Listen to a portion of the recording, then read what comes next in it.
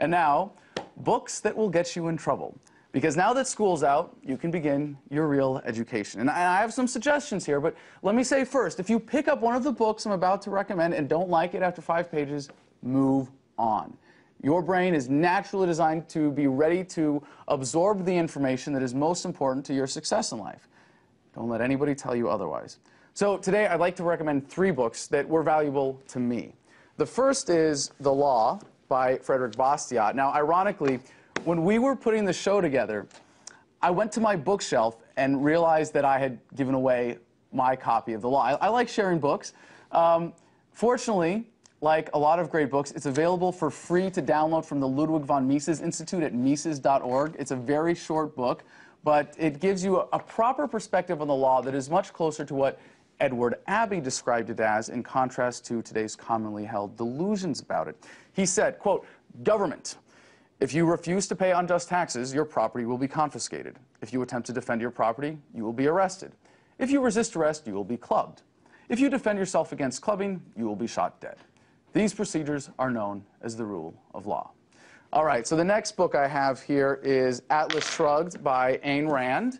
Now, I know the length of this book might be a little bit intimidating, and you know, even though I only read this a couple of years ago, I hesitated to pick it up myself before flying through all 1,368 pages.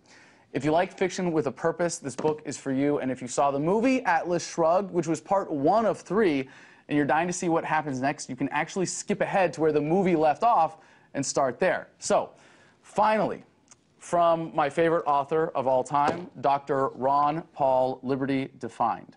This book is a great reference as well as a quick read, as Dr. Paul's crisp and direct writing style makes all of the 50 issues contained in this book very easy to wrap your head around. Each one is covered in just a few pages and gives you a principled way to make your point on most issues.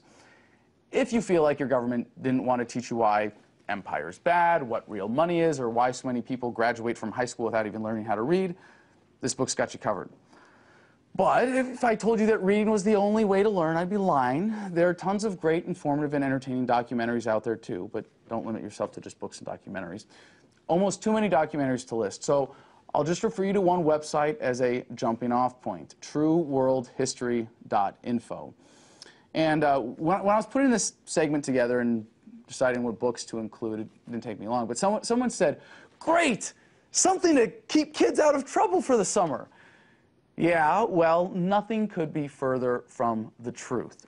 Reading these books will probably get you in trouble if you live by the values they advocate. And I encourage that. Get in trouble, but for the right reasons.